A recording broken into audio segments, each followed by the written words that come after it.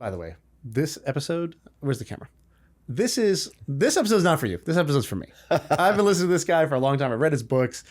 I used to gift your book was one of the most gifted books I had for like a long time, maybe the first 10 years of my career. Thank you. And I would say, I'm giving you the 4-hour fever. They're like, it's called the 4-hour work week. I said, you're going to read this. And then for 4 hours, you're going to question everything in your life. I call that the 4-hour fever. It's normal. Don't worry. Call a doctor if it lasts beyond 4 hours.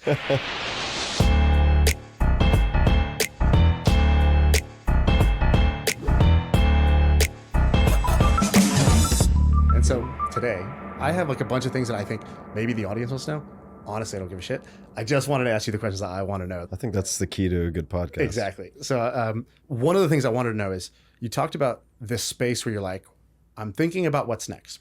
I've been there. I sold my company. What's next? I have a lot of friends that are in that spot. Yeah. And what's the approach? Because it can be paralyzing to have 1,000 options. Yeah. Especially when you have a track record. You have a track record of success now. That almost adds some difficulty to the answer of what's next, because it's got to be good. Can't be something tiny, right? How does Tim Ferriss approach the what's next question? Yeah, I think it can be tiny in a sense, right? I mean, I'll answer your question, but let's just note that the podcast started as I'm going to try this for 6 episodes. Right. That's tiny. So did this podcast, by the way. This is a tiny right. side So thing. I think that, to quote Seth Godin, who is really wise beyond even what people would expect. I mean, and he walks the walk. He's a real operator who has authored a contrarian. That's not contrarian. It's an unorthodox life for himself. And I have a lot of respect for Seth. And he said, big things, the big dreams, changing the world, those are easy to hide behind.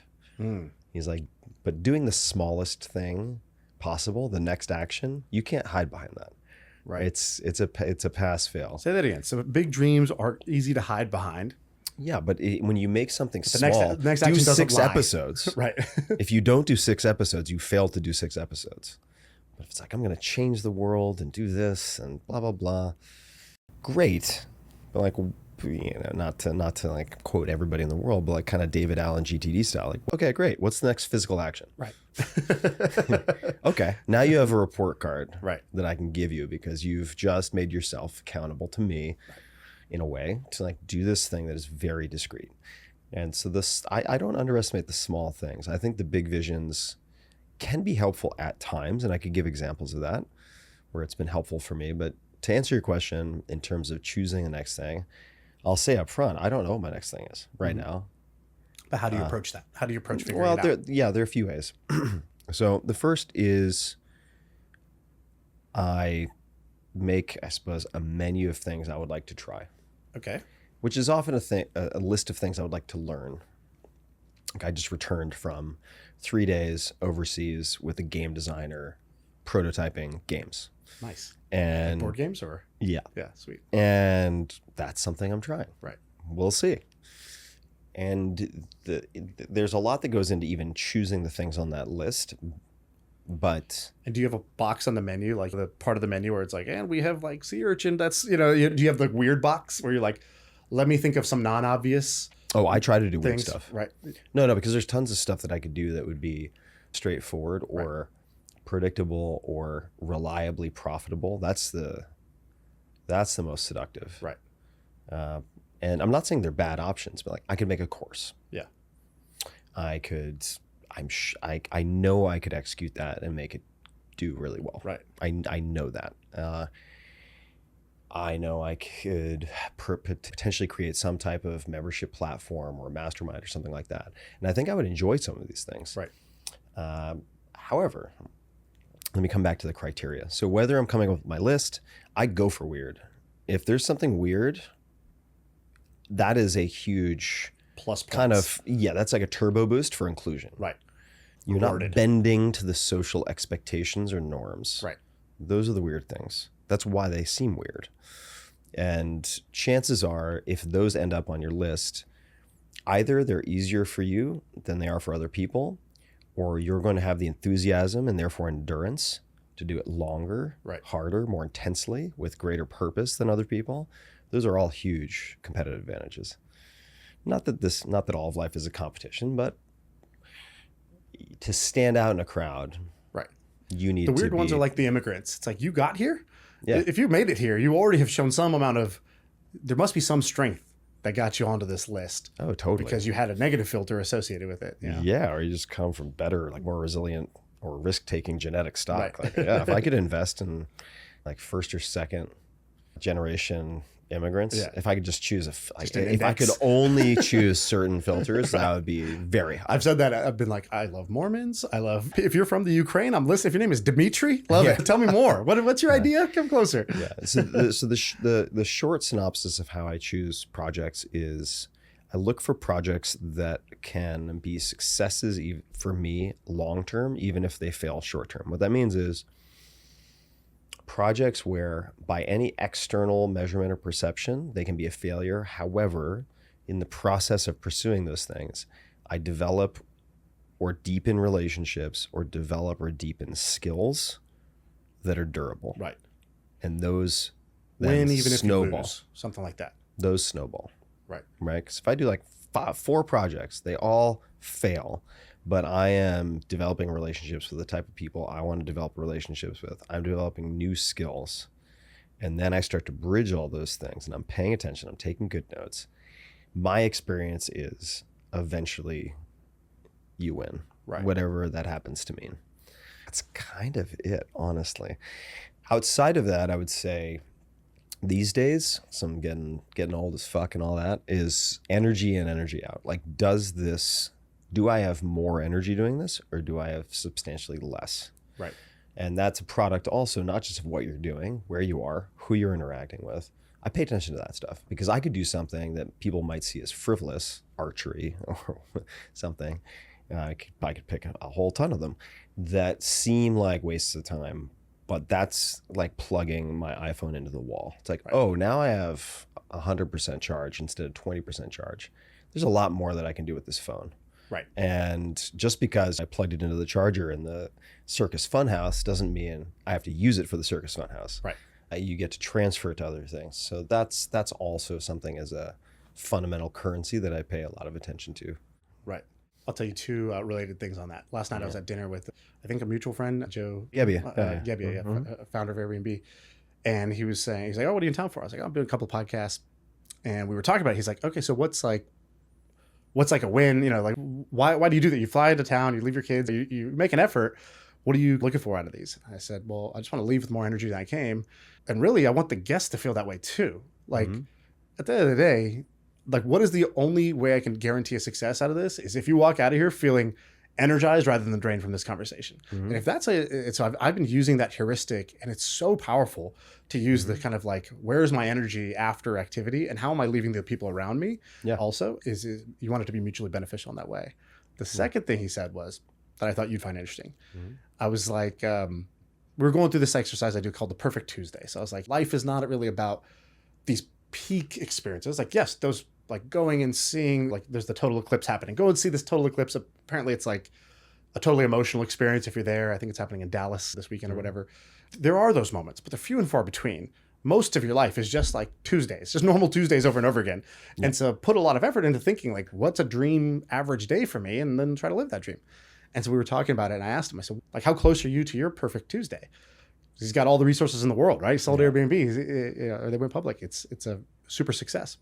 And one of the things he said, he goes, that's a great question.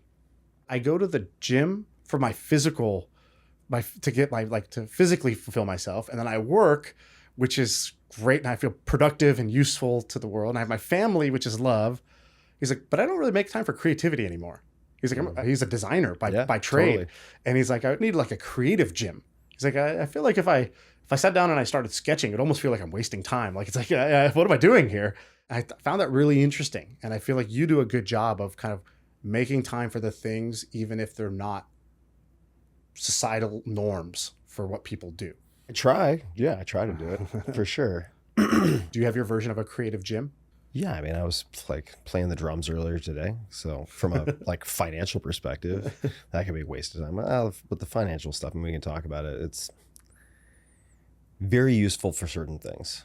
I mean, money only has a certain utility. It's kind of like, yeah, you can eat until you're full, and then you can eat until you're stuffed, and then you can eat until you're sick. But like, at what point do you stop eating? Like, there's a point beyond which food ceases to serve any positive function, right? And then like things in excess kind of become their opposite. So you have to be very careful with money and other things, alcohol, power, fame.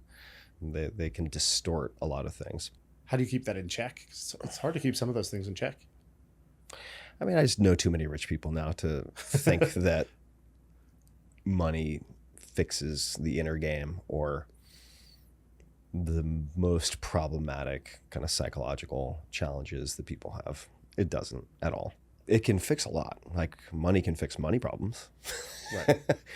But that's just one category right. of issue. And it's incredibly useful as a vehicle for other things. But I find a lot of folks very uncreative about how they use money. So I would say, make time for the creative gym, more so in the last handful of years.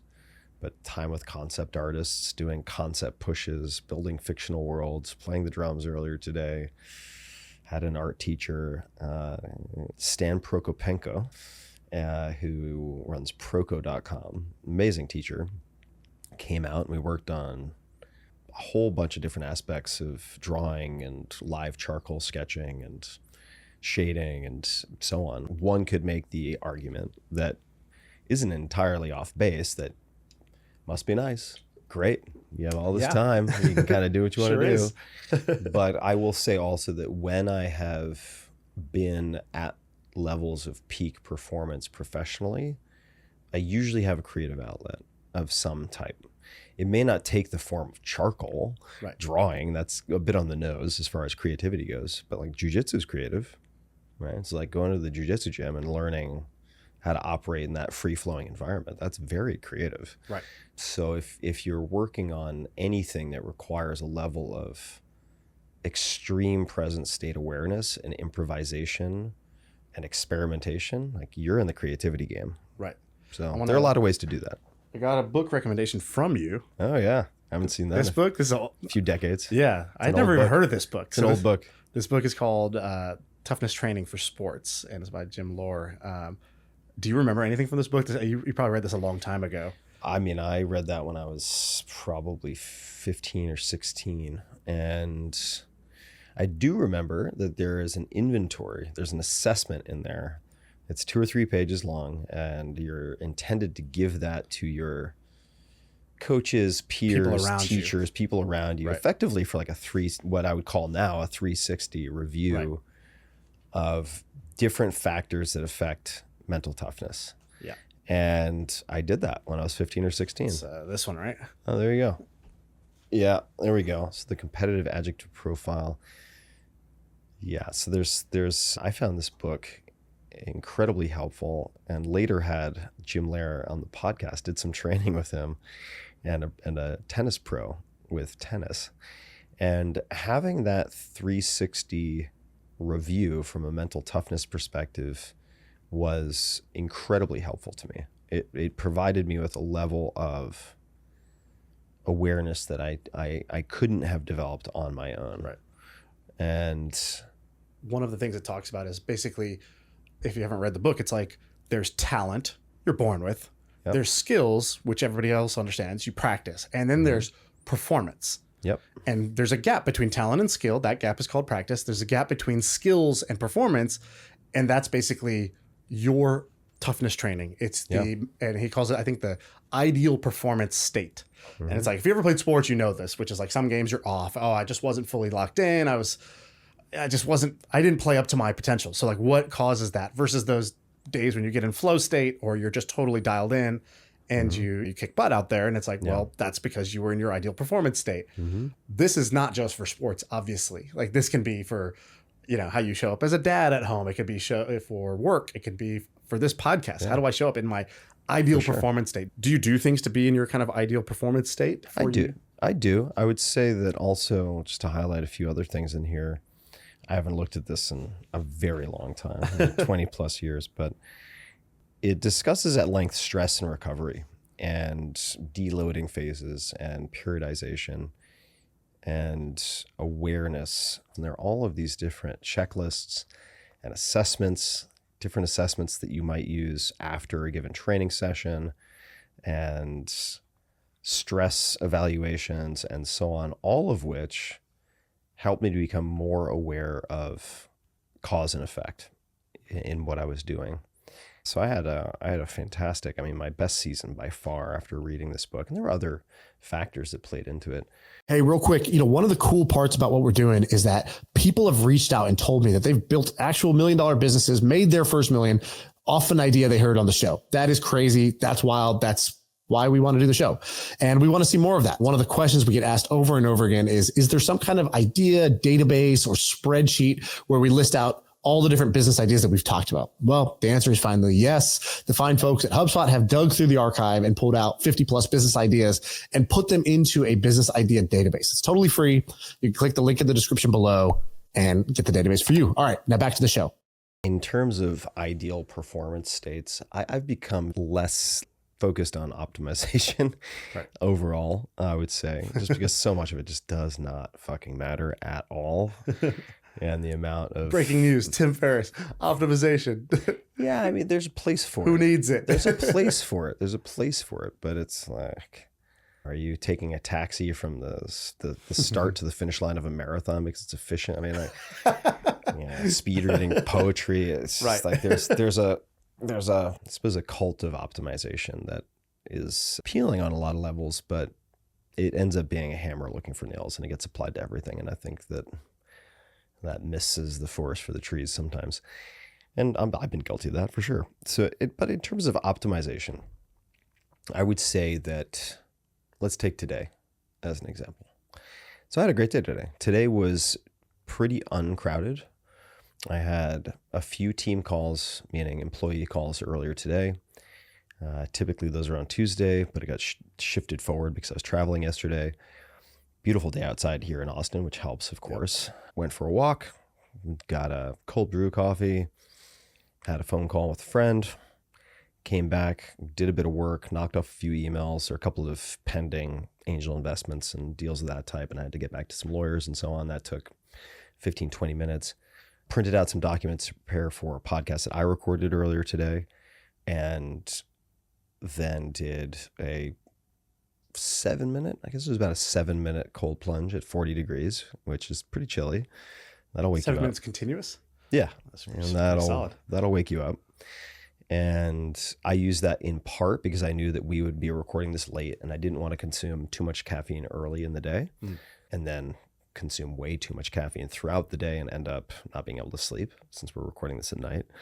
And also then had a little bit of titration with like a light green tea before recording my own podcast.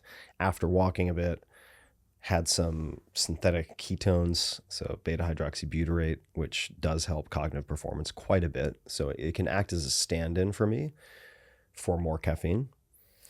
So it's a blended, let's just say like tail end of the cold brew, green tea about 30 minutes prior, and then also the synthetic ketones about 30 minutes prior, and light meals.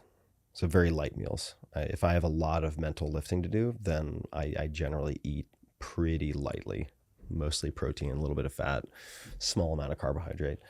And here we are. That's the day, right? I got a great night's sleep last night, which isn't always the case, but was the case last night.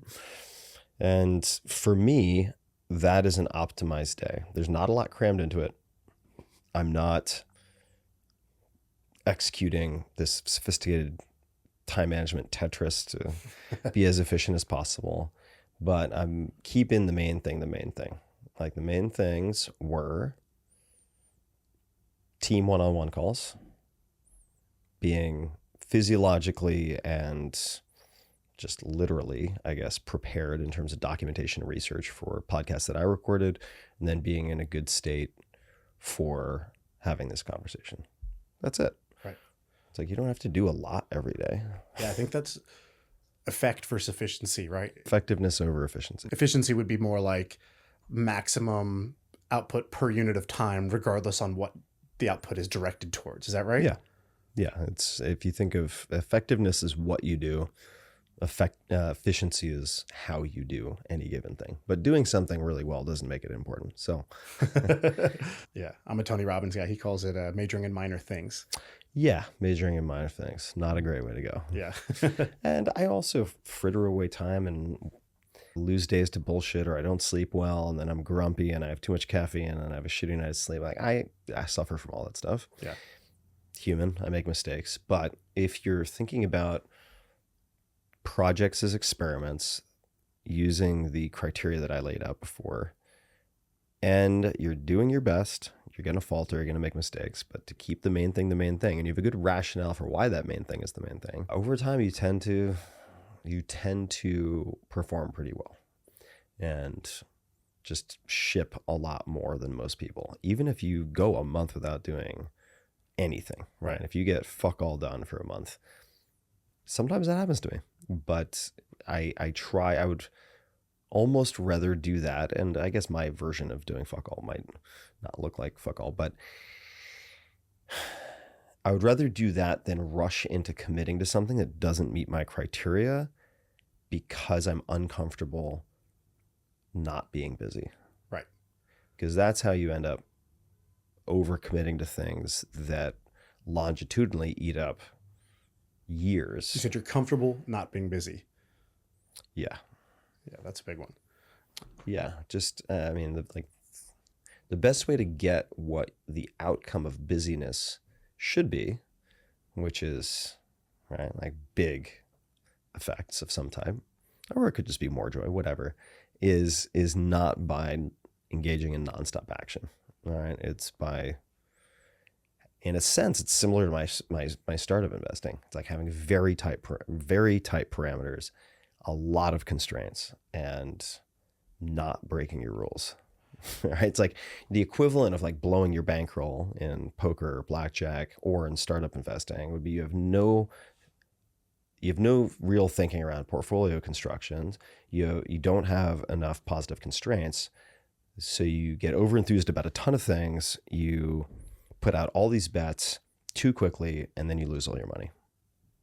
Or you just can't play the game very long because you were never playing the long game to begin with. And in life, like that bankroll is your time. And that's non-renewable. You can always make more money. I've heard you say something like people who are on 24/7, or they're just like hustle, grind. You're like, that's actually a dangerous form of laziness. Yeah. Indiscriminate action. Indiscriminate action is a form of laziness. Yeah.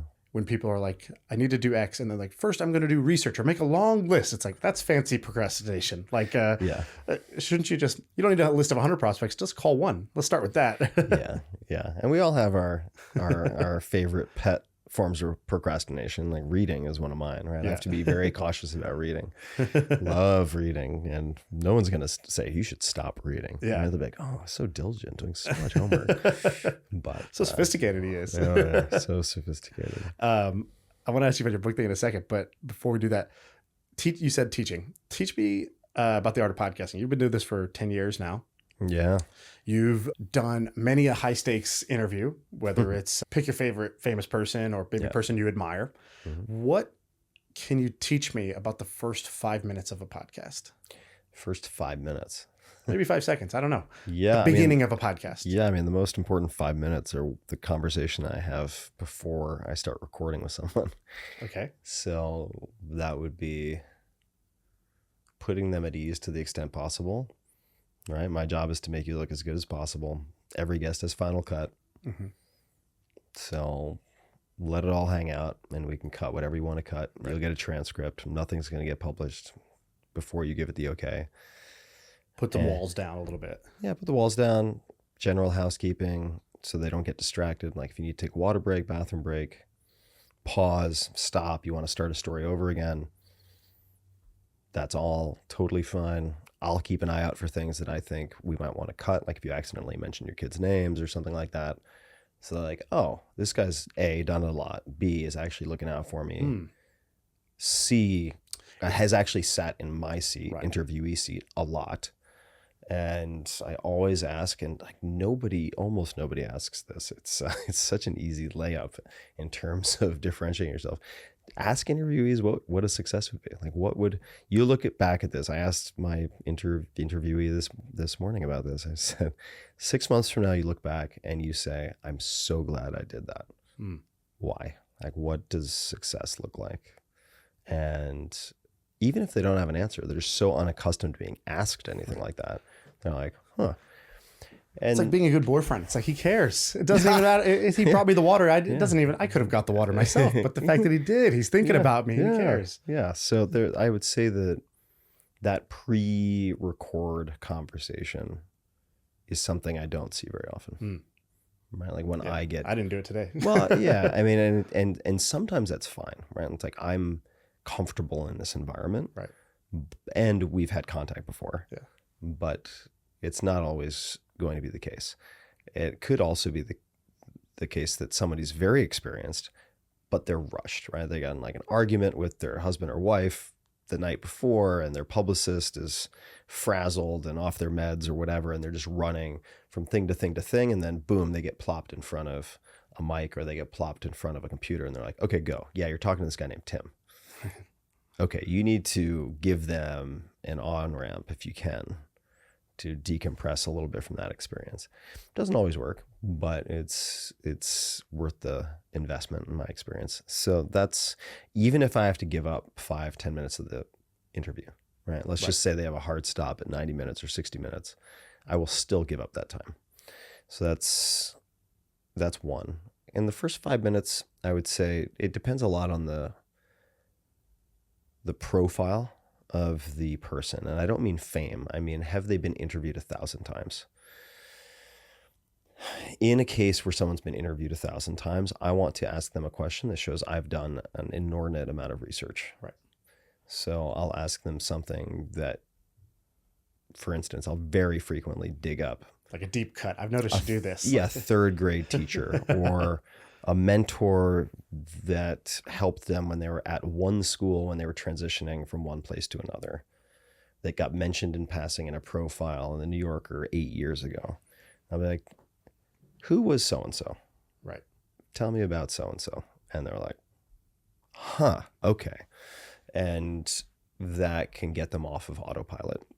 Whether someone's been interviewed a lot or very little, I will often ask them beforehand, because there's a lot of prep that goes into it. If there are any greatest hits stories, I'm like, what are stories people respond really well to, that stick with them, that people have brought up with you a year later, 2 years later? And they could be an academic, right? Academics talk to people. Right. They're just not necessarily Tony Robbins or Edward Norton, but they're in front of people. So they should have probably some examples or anecdotes or studies, things that really stick with people. Okay, great. And I will then figure out a question or a cue, or I might even ask them to suggest one to prompt talking about that. And I will lead with that for two reasons. First is that I'm starting with something that my audience is likely to resonate with. Right. Number two, I'm giving them a win. Right. Fastball. I'm giving them a win up front. And that is helpful oftentimes when someone doesn't know where the conversation is going to go. To that point, I always try to tell people where I am likely to start. And that's part of the pre-conversation. I'll say, I'm thinking about starting with this. Right. Because I don't want to cause anyone to stumble out of the gate or for us to get caught on our heels. This is probably where I'm going to start. Do you think that's a decent place to start? And if they're like, well, I don't know, if it's like some random thing I read on the internet that isn't true, I want to know that before we start. And if they're like, oh yeah, that'll work. Great. Now I've planted that seed. Their brain's working on that while we're doing the housekeeping, while we're talking about everything else.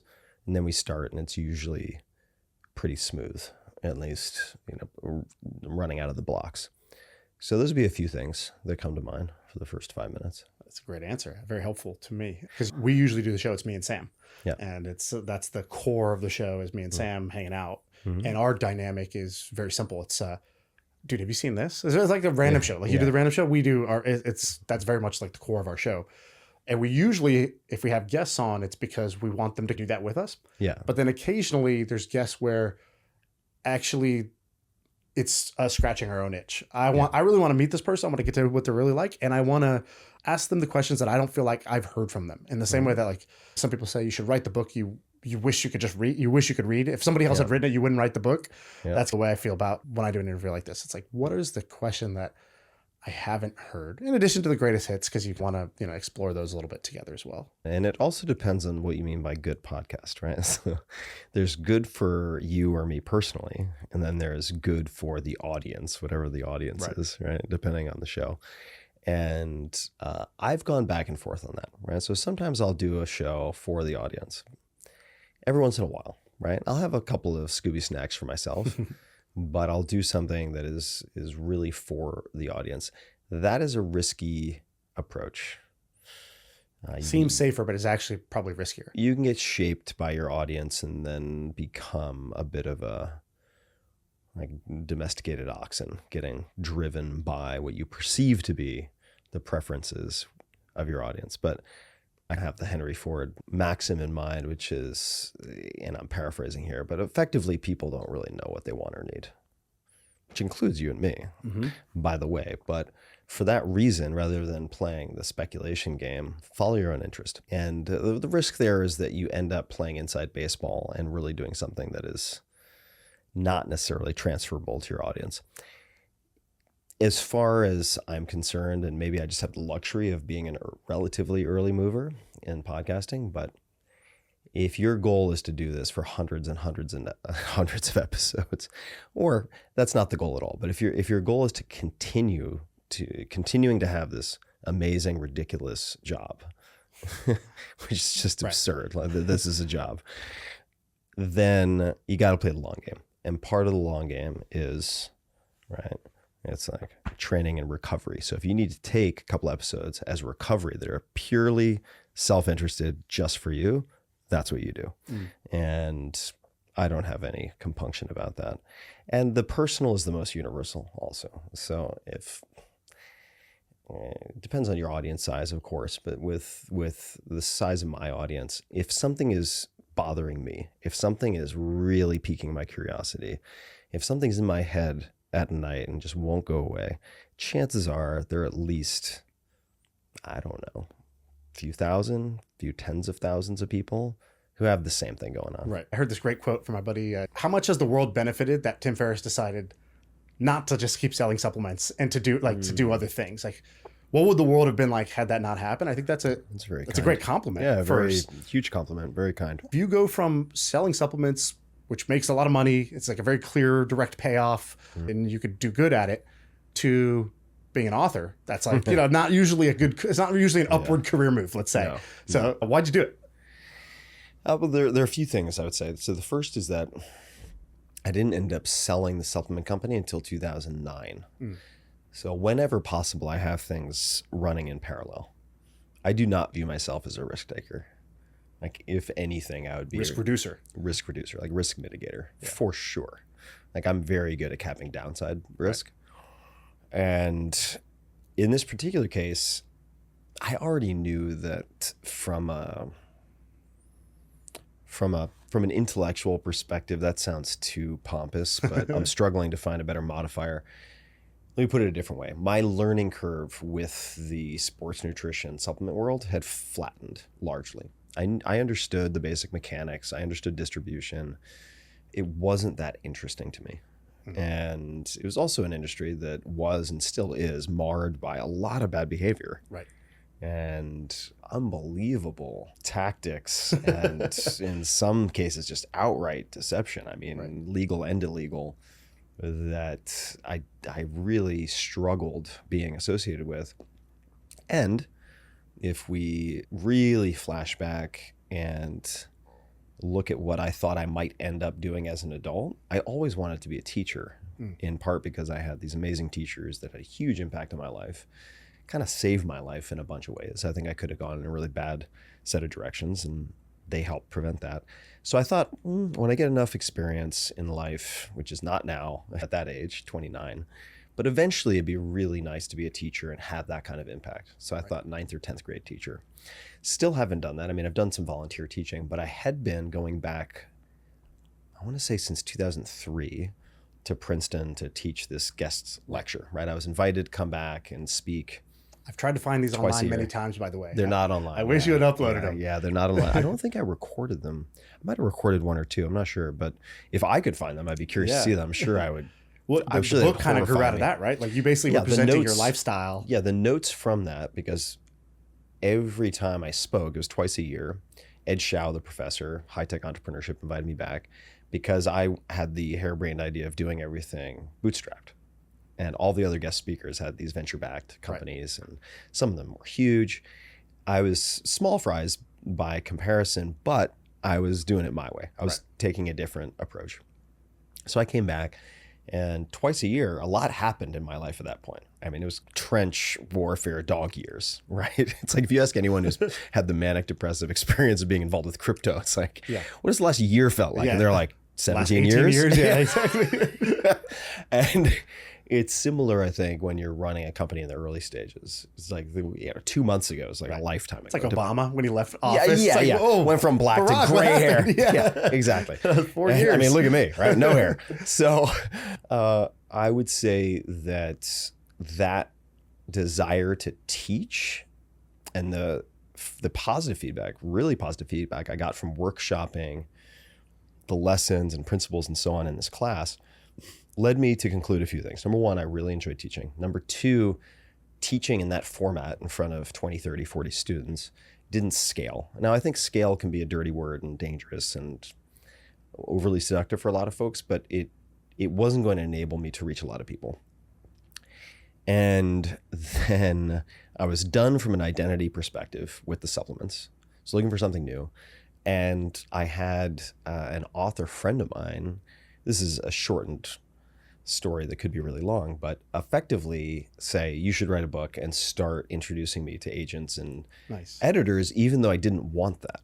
Right. I was just looking for feedback, and suddenly I had all these intros. And so I was like, okay, well, let me start having these conversations. I'd also at that point returned from about a year and a half of this global walkabout, which I chronicle some of in the book, right? Argentina and this, that, and the other thing. And I came back and I was like, okay, what next? Right? I'm not motivated to really go into hyper growth mode with this company. This isn't going to be my thing for 10 years, 20 years. So what next? And that coincided with these intros. The book was eventually accepted and there was an offer made, but a lot went into it, right? 20 some odd, 26, 29 rejections from publishers and so on. But I knew the material worked, right? I had the confidence because I'd workshopped it. With a live crowd, which is huge. Over and over and over and over again. I knew it worked. Right. And I frankly love experiments. That's the way I model my whole life. So I viewed the book as an experiment. I was like, at the very least, it's like an MBA. It's like, all right, it's like a break from whatever I was doing that looks acceptable, like on a resume slash like career trajectories. It's like, all right, let me try it. And it's a great mask for unemployed, right? Yeah, it's great like, I'm writing a book. I'm getting an MBA. Yeah, great mask for unemployed. And then everything went bananas. Well, you did the podcast that way too, right? Experiment. You were like, I'm going to record, I forgot what, 6 episodes. And like you built yourself a golden bridge. Yeah. If you wanted to retreat, you're like, hey, I'm going to try this. I'll do 6. It's either going to be a wonderful 6 episode series or it's going to be the next thing. But like, I'm going to just portion off this experiment versus give yourself making a huge commitment. Yeah, give yourself a graceful exit. I mean, framing it for yourself, but also to other people. Whatever you do as an experiment gives you a graceful exit. Right. It's so simple, but it's such a it's such a strong form of psychological leverage that I think very few people use. Right? They're like, my next thing is this. And I'm like, oh, totally. I felt that before. I felt that pressure to have an answer. Yeah. I want to ask you about a couple of your like core principles that I've found very useful. I want you to unpack them. One is the law of category. Can you explain what is the law of category and maybe how you used it? Sure. The law of category is taken directly from a book called The 22 Immutable Laws of Marketing. The law of category, in brief, is a description of the power of creating new categories. So rather than trying to be the best in a crowded category, trying to be the only in a new category. That's where Amstel Light comes in, like the first light imported beer. Okay, there you go. Or in the US, let's just say low-cost airlines, Southwest, right? And there are a million examples that you could find.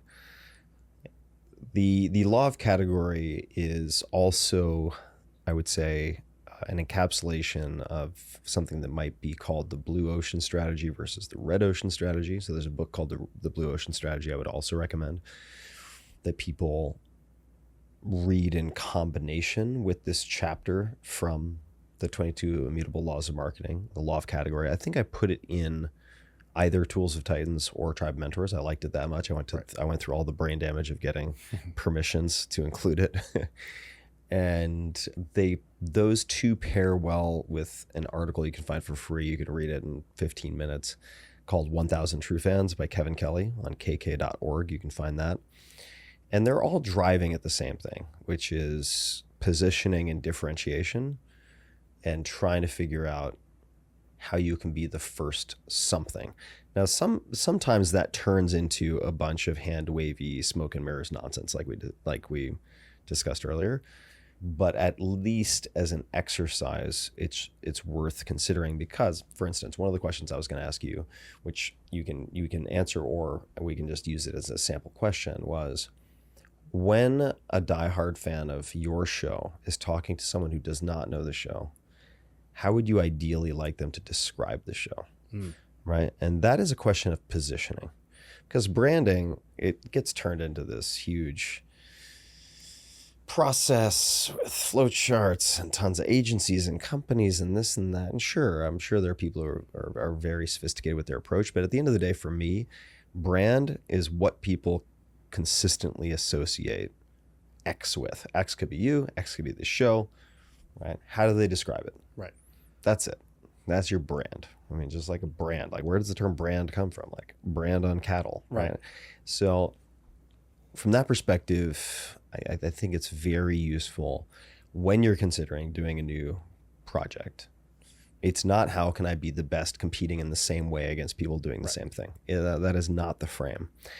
And even if you end up emulating other people or borrowing best practices, I think it makes sense to start with examining the law of category and thinking about blue ocean approaches, which is why, for instance, with my podcast, we're now at the 10th anniversary, and I don't really see a viable path forward for me that is heavily video focused, even though I think there are going to be some significant taxes to pay for that. Podcasts have a huge discoverability problem, yes, and a huge long-term surfaceability problem, and YouTube offers a solution in the form of, what is it? The second largest English language search engine in the world. Right.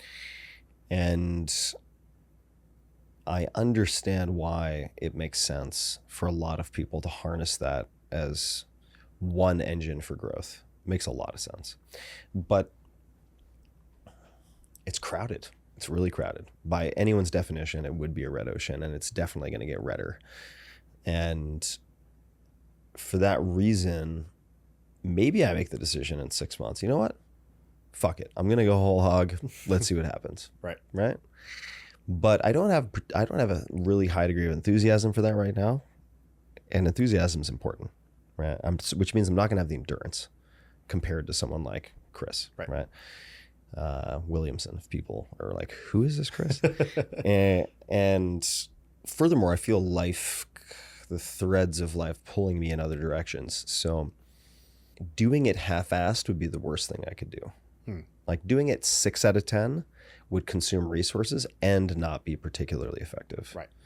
So I'm trying to decide if I want to take a barbell approach with podcasting on some level, which I've experimented with. Explain that. What's the barbell approach in this case? Barbell approach could be applied. I mean, this is a term I'm borrowing. I don't know if he originated it from Nassim Taleb when he talks about investing, right? Like super risky stuff and then really boring, let's just say fixed income or S&P 500 or something, right? Like super boring stuff and really risky stuff where you have a cap downside, but potentially huge upside. In his set of games, it would probably be some type of like black swan option position, and then nothing in between.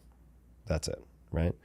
And you could apply that to exercise. You could apply that to many different things. As I'm applying it, I would say within the format of podcasting, you would have no video whatsoever. That would be on one end of the spectrum. And I've done that. I've experimented with walk and talks where I have a headset on and I'm recording with someone and we're talking and getting exercise, and it's great. I feel better because I'm not sitting down for 3 or 4 hours or whatever the amount of time might be. And I love it. I love doing it. So I think that there's a possibility doing that with a lot of enthusiasm and joy and curiosity. I might be able to make up for the lack of video with those elements. And I would probably do higher frequency also because of that. And then on the opposite end of the spectrum, I might actually, for instance, tomorrow, like we'll have a nice video setup tomorrow. And I have effectively a studio. It's no wraparound immersive avatar LED screen, but it's a nice studio setup. It's what used to be considered really nice. It's what until we saw the craziness. Yeah. I wouldn't call it cinematic, but it's high quality video. Right. And probably shy away from stuff in between. And we'll see. We'll see. This barbell principle applies to so much, right? Investing. You talking about it with a project, how I could approach a project. Me and Ben have been talking a lot about how we do this with our network. It's like, man, we're meeting so many people, but like death by 1,000 Zoom calls. Like I'm not going to do it. Yeah. So what am I going to do? Not talk to these people? Like, no. And so we decided there's a barbell approach, like a bunch of random texts where there's no obligation for either side to reply. It's just like, hey, thinking about you, or hey, check this out. That's it. Quick texts, spend a half day or full day together. I'll fly to you. Let's have a good time. And we started doing this, and oh my God, it's like, I feel like I've cracked the cheat code of the relationship building that was otherwise felt very draining and overwhelming. Yeah, the barbell approach can be applied to a lot. I apply it all over the place. And another example would be, say, speaking engagements, where I very rarely do speaking engagements, but it's either free, where I would maybe even pay to be in front of the audience because the event and the audience is so interesting. Could also be a pro bono thing, or ultra premium, high watermark, like whatever company or organization paid me the most I've ever been paid. That's my new minimum. Like whoever is going to meet or exceed that. That's it. And I will do probably 2 to 6 engagements a year. That's it. You did this early on. I remember you had like your blog, or I think it was just blog days, and you were like, everything's free. I'm going to give everything away for free. I'm not going to be a kind of online course slinger like most people who, once you get a little bit of following, it's like, hey, would you like $500,000? Would you like $1 million? You could just sell this course. And then you were like, I'm either going to be all free or I'm going to be ultra premium. And I remember you did this, like, what was it called? The opening the kimono. The kimono. Open the kimono event. It's like a $10,000 thing, but like a lot of us were happy. You'd be happy to pay that because it's like, oh man, I've gotten so much free value and I have the means. And you're like, cool, I only need a small number of people, which might make it a more enjoyable event for me. Was that the kind of calculus there? Yeah, it's free. It's free or ultra premium generally. I mean, that's how I try to approach things. Also, because ultra premium gives you a lot more margin for error, so you can afford to experiment, right? So it's a virtuous set of conditions that you can set in the beginning, and it also poses a creative problem that I enjoy, like setting the price. I set the price before I figured out the content of I was like, all right, let me figure out the price, and then I want to figure out. And it wasn't just 10,000. It was like 10,000 if you apply and are accepted in the first like 6 hours or something, and then it got more expensive. Gotcha. Right? Then it went to like $1,250. Then it went to 15,000. And then my creative challenge was, okay, how do I make this event? It was a 2 or 3 day event. And I was done more than a decade ago. It was a long time ago. I've only done that one event as far as paid events goes. Right. And I was like, how do I make this event worth that amount of money? Like, how do I exceed the cost of this event in the first 2 hours of the event? And then the rest is just gravy. It's a powerful question. That's a great question. Yeah. And that was the challenge. And part of the answer was, I'm going to give people my actual book proposals for the first 2 books that lay out everything, like the marketing plans, all the nitty gritty, the sales pitch, and all sorts of details, because people were there for I guess what we would call now content marketing. Right. Right. They wanted to know how to launch books. They wanted to know how I had launched these books. I was like, okay, let me just skip the conceptual overlay. I'm just going to show you exactly what I did. Open the kimono. Boom, opening the kimono. And then I did an exercise. This was also to answer that question. Very simple, where we had something like 120 people. I mean, we had tons of people apply. And we were trying to vet for assholes to omit them, right? So we had questions that were bear traps for assholes. Like what? Well, we wanted to make sure, I have an audience, I have a very enthusiastic audience. And the last thing I would want is someone to take out a second mortgage or max out their credit cards to come to some event, right? So first off, it was like wire transfers only. We're not accepting credit cards. Right. And I had it's going to sound weird, but like a warning / lecture in text, which is like, I do not want you to go into debt for this. Right. This has to represent, I can't remember what the percentage was, but like no more than X% of your current savings, right, excluding your retirement accounts.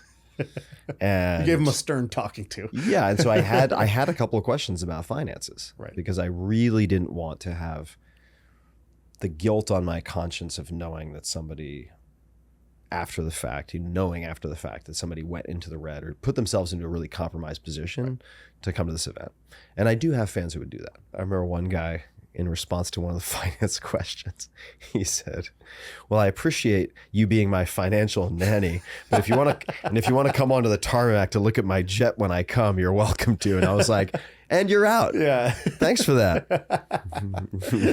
You have done exactly. You passed the financial qualifier. Yeah. But you failed the second test. I was like, you fell into the exact bear trap that I was setting for you. Thank you for disqualifying yourself. We do not need you in a small event. Financial nanny is good though. I like that. No, maybe it's a good service we can have for people. so clever. Yeah. Financialnanny.com. So we had something like, let's call it 100 people. We had 100 people in the room, and there was an attendee book with very short bios, maybe not even bios. And I think there were bios for everybody. And we had every single person stand up in the room. And I was like, this is going to take a little time, but like, bear with me, folks. I think this could be interesting. And I'd never done this before, so I didn't know how it was going to turn out. I said, everybody's going to stand up. They're going to say their name. They're going to have a brag, which is... Give them permission. Yeah, don't give me some fluffy bullshit humble thing. Right? This is not the time or the place. Don't be like, yeah, I write books sometimes. And it's like a 10 times New York Times bestselling author. Like, don't pull that stuff. Get up, brag. I'm giving you permission. I'm actually giving you a requirement. Then you have an ask. Make an ask of the audience. And then you have a give. It's like something that you're really good at, or it could be anything. So cool, get up, and it's like a brag, an ask, a give. And I was like, everyone else is active this whole time. You are listening and you're writing this stuff down. If somebody has an ask that you can help with, write their name down. And if there's a give that you want to discuss with someone, write their name down. And just doing those few things, the proposals and then everybody standing up. And like by the end of that day, people were like, okay, this is already 10x what I spent. This is amazing. And then it was just gravy from there. Yeah. I think the easy thing to gloss over in that, it's like cool story, obviously. But the takeaway for me and for anybody listening is that question of, or the technique of, first I'm going to set the price. Then I will ask myself how I can over deliver on that value or deliver in the first 2 hours where that was a no-brainer transaction for them to do. Mm-hmm. That question led you to such a different result than if you had just said, what event should I do? Yeah. The average question, the common question. And I feel like you have a lot of these powerful questions, and you've said something that questions are like a pickaxe for the brain. Yep. It's how you dig the gold out of the brain. And I love that metaphor. I'm a collector of questions. I got a swipe file of like 100 questions, mostly not people think it's interview questions. No, these are questions that I need to ask myself to get my brain to ask a better question, get a better answer. One of my other favorites of yours is, what would this look like if it was easy? Used it today for this interview. I was like, oh, great. I got to do a great interview today. All right. Oh man, this could be difficult. There's so much content. What would this look like if it was easy? And so what was your answer? What would it look like if this was easy is me being genuinely enthusiastic and excited to meet you, you feeling that from me, and you walking out of here being like, oh, I actually had an interesting conversation. He didn't just ask me 10 questions, but maybe Shaan said 2 or 3 interesting things that got me like, because I know, like, what does Tim want out of an experience? If he learned something, it's probably a good experience. Yeah. Or if he heard 1 or 2 provocative things that he might think about later, that's like a useful use of an hour for you. Yeah. And so I thought, well, I'm good at that. So let me just like not withhold those, which would be common in a podcast where I'm only going to ask you questions. I'll mute myself to make sure that you have the time. But in this case, given that you have a platform, you've been so vocal in the past, I thought, oh, maybe I'll let myself do that, because I think if I give Tim 1 or 2 nuggets that are interesting, he'll walk out of here feeling like it's a great experience. Yeah, totally. Yeah. So what other questions do you have on that list that you use a lot that maybe I haven't heard? Okay, I'll give you a couple of them. Am I leaning in to my absolute strengths and unfair advantage as much as I could be? And what this really is I call it the theoretical max. I had a friend who had an app one time, and his product managers were saying like, oh, the response rate on our push notifications is like 10%. And he's like, guys, if we just got that to 15%, then like the rest of our funnel looks great. And they're like, we tried a bunch of A/B tests, didn't work. He goes, go in there right now and just write, your Uber is arriving. And this app was not Uber. And they sent it out, and like 50% of people open. He goes, that's now the theoretical max. Don't ever do that again. But like, don't give me the BS that like, because before that they were like, people don't have them on. People are too numb. There's too many apps, too many notifications. They had all kinds of stories. Yeah. And he's like, actually, let me just torch that BS real quick. And so the theoretical max question is basically, am I leaning into my superpower or my unfair advantage to its theoretical max? And so like, I'd ask you that, like, what is your unfair advantage? I ask that question to myself a lot. I try to edge into it a few different ways. I'll ask friends of mine, when have you seen me at my best? That's one. Or what do you see me do that is easier for me than for other people? Right. I think my unfair advantage is, at this point I have a lot, just in terms of audience and platform and so on. But if we're talking about just what I can take with me, right? What I can walk out of here with, I would say it is an ability to ask unusual questions, also ask the dumb questions when I'm trying to learn something from someone, from a book, from a video, it doesn't matter. I'm always asking these questions, these various questions. And then I can take whatever I learn, and I suppose I could try to deconstruct this, but I consider myself a fast learner at this point. And if I can get to point X in 6 months, which is going to be usually pretty good, sometimes super impressive, sometimes not, depends on the thing. But overall, on average, I'm going to learn things very quickly, right? Because I have a method at this point. I can, if it takes me 6 months to get to point X, I can get almost anyone to that same point in 3 months or less. Because I realize I also had so many false starts, and I tried so many things that didn't quite work.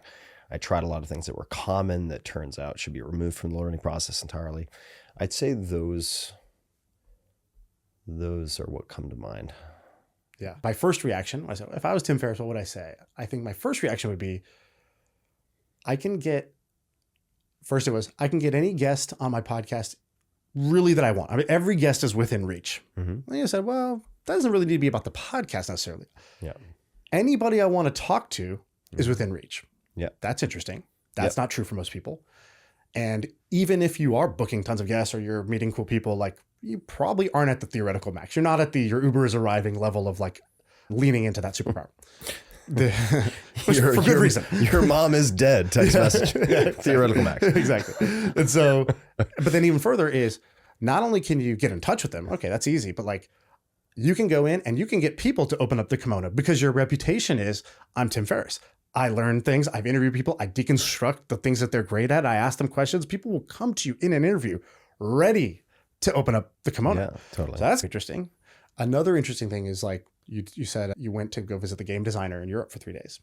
That's cool. That's kind of like throwing your weight around into your unfair advantages. Like you could probably pick up the phone, and if somebody is the best game designer in the world, they would be honored to say that, oh, Tim Ferriss wants to come and learn my stuff from me. Fantastic. Please, I'll block out 3 days. Yeah. That's cool. And how many more times could you do that? So I would start to have a little bit of a brainstorm around that. There's another question that I find really, really valuable. And that is, what is the silly story I'm telling myself? And it immediately puts you on the defensive because you're like, why would I tell myself a silly story? But we all are constantly telling ourselves silly stories. Why we can't do this, why that's going to be hard, why that's not going to work for me, why that will take forever, why this person is not responding to my thing. It's because of A, B, C, D. No, actually, it's probably not, right? And so identifying the silly stories, it's like, I'm a Harry Potter guy. I don't know if you read Harry Potter, but like there's the boggart, right? The thing that will present itself as the thing you fear. And the way to get rid of it is the spell is ridiculous. You basically, if you're scared of spiders, you put the spider on skates and then it can't walk, and then it actually becomes funny instead of scary. The same thing can be done with what are the silly stories in my life. As soon as you start to point them out, it's typically things that you've made real. But when you sit down and you interrogate that story, turns out it was just as fictional as like an easily replaceable story that might be better for you. And so that's one that I ask quite often because it's the one that I hate. It's the question that I hate that like, that's the one I need. Yeah. I suppose if I could choose one question, the only question I could ask, it'd probably be some version of that. Yeah. Do you have in mind what it would be or no? No, I mean, we're constantly, I mean, my favorite answer to the question that I ask most guests at some point, what would you put on a billboard? Favorite answer I've ever had was from a hospice care physician named BJ Miller, who's helped thousands of people to die. And help them to die. Help them sort of transition. He didn't euthanize them, but he's midwifing them through the transition to death if they have terminal cancer or something like that. And his answer, he actually confessed to me he got it from a bumper sticker somewhere, but his answer was, don't believe everything you think. That's it. Don't believe everything that you think. And having some method for cross-examining those beliefs, right? These thoughts we take to be true is really, really critical. So that's a good one. Yeah, I like that. I want to leave with one thing, which is Naval. You're friends with Naval. He's a fascinating guy to me. Never met him in person, only chatted online and whatnot. Really respect the guy. Really admire a lot of things about him. Do you have any stories about Naval? Anything that you noticed early on, or a moment you observed, kind of like the wisdom or the sort of the insightfulness that he has? Naval's one of my favorite people. He's very, very smart and hilarious, and does not suffer fools gladly at all, which I like. You don't have to guess what Naval's thinking, which I deeply appreciate. And the first thing that came to mind is probably not the kind of example that you would expect, but it's actually the first time I met Naval. So the first time I met Naval, I went into a coffee shop in the Mission in San Francisco, and I ordered a coffee, and I'm waiting at the counter, and there's this very attractive girl standing next to me, and she's very friendly and smiles, and I start talking to her, and I'm kind of chatting her up, hitting on her, hoping to ask her for a number and take her out, and who knows, maybe dinner, maybe drink, who knows. And then I see Naval walk up with this huge grin on his face, and he's like, I see you met my girlfriend. And I was like, oh, Tim. And he's like, Naval. And he just had this huge grin on his face. It was just like, wow, what a good way to address it. Like totally calm. And then we started talking, and we hit it off. And that was probably, God knows when I don't know, 2008 or something. Yeah, you're like a man crush, actually. Move out of the way. Yeah. Face palm. Yeah. And that was it. I admire Naval for his ability to speak truth and ask uncomfortable questions. And he doesn't go out of his way to be rude, but he's I think less inclined to the type of people pleasing that I'd say many people are predisposed to, myself included. Like there are definitely times when I'm maybe too polite or tell white lies to make people feel good or what, like normal human social lubrication, right? Nothing major, but it's like, if my girlfriend's put on a few pounds, she's like, do I look fat? I'm like, no, like, I'm not going to say, yeah, you look really fat. Not to say that Naval would say that, but he's direct in a way that cuts through the noise and is very refreshing to me. Have you been able to pick up or learn anything from him in terms of whether it's, tactical stuff on the investing side or... Tons of stuff on the investing side. I mean, I think the site was way back in the day, Venture Hacks, that he and Naval co-authored. And I mean, that was basically the kind of Wikipedia Bible of angel investing and advising for and inside game on venture capital. I mean, Naval is Jedi level when it comes to early stage investing. Very technical. He just ends up in every deal you would ever want to be in. It's like the sort of Pinky and the Brain meets like Forrest Gump meets Siddhartha. You're just like, how is he in every cap table? Right. He's incredibly skilled as an angel investor. We don't even have enough time, maybe hours and hours and hours of conversation to even begin to describe what I've learned from him there. And he's very curious. He's very interested, and it's not at all limited to business.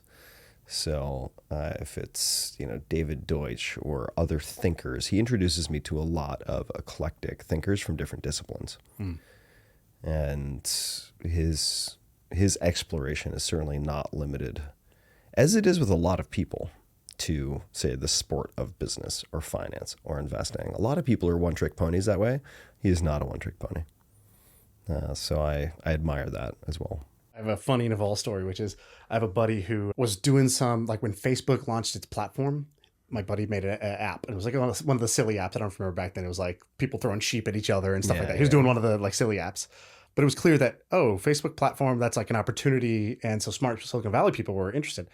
My friend's sitting in Georgia and Naval's in San Francisco. And he gets an email from Naval, basically, found the contact us page or whatever, and was like, hey, I'd love to meet with you sometime, talk about your app. I'm a venture capitalist here in San Francisco. Friend doesn't know who Naval is, doesn't know what venture capital is, but it's like, okay, sounds interesting. He's like, sure, I'm open to that. Next email is a plane ticket. Like, here's a plane ticket, goes out tomorrow. So friend's like, okay, gets on a plane, flies out here, meets Naval, meets him in his office. Naval asked him, he asked me questions for like 30 minutes. And he's like, I had no idea what the right answer should have been, but I'm saying whatever's my honest answers. Naval was like, hold on, goes into the other room, comes back, has printed out like a term sheet and says like, here, I'll give you whatever, $500,000 or something, whatever it is, like some amount of money for, some percentage of your company. And my friend who's like 23 or something like that is just like, I don't know who this Indian guy is. I don't know what the deal. I don't know any of the words on this page. My app is stupid. I don't know why he wants to invest in it. I don't really understand this. So he's like, I just don't feel comfortable right now. And he's like, and Naval at the time was like, he's like, I think Facebook is going to be, huge. I think it's going to be the platform where you do lots of things. You're not just going to talk to friends on there. You're going to be able to do X, Y, Z. That's my thesis. That's why I want to invest in this. Because my friend was like, honestly, this is kind of a stupid idea. Why this is not a business. And so he gave him that pitch. My friend was like, wow, that sounds awesome. I didn't even realize all that. I had stumbled into this gold mine potentially. Yeah. So he's like, listen, man, I don't understand what this thing is. I just need to think about it. And I was like, no problem. And so he's like, I go. And then, by the way, that same week, he meets Keith Raboy, Mac Levchin, and a bunch of other people who are also giving him the same pitch, but in different flavors. Like Keith Raboy was like, you should come work for us. He's like, I don't want a job. He's like, see all those people right there? All those programmers, they're going to put you out of business, tomorrow. And he was like, this is a stupid app. It's not a business to do it. Waste your time doing this. You're going to put me out of business that isn't a business? I live in my mom's bedroom. Like, what are you talking about? And so then he goes, the great thing about Naval though, is that he's like 15 years later, now my friend's a very successful tech entrepreneur. He's like, I actually dug up that old term sheet. He's like, it was so fair. Yeah. He's like, he could have taken advantage of me and I didn't know anything. And he's like, it was incredibly founder friendly and fair. And he's like, that told me a lot about Naval, that at that time when a lot of people were in the heat of the moment about this kind of gold rush in that Facebook app days, and I was clearly a novice, he operated with very high integrity. And I thought that said a lot about him. Yeah, that matches with my experience. I've always seen that in Naval. Yeah, for sure. Right on. Well, Tim, thanks for doing this, man. I really appreciate it. Yeah, my pleasure, man. Thanks for taking the time. Yeah, mission accomplished. I hope.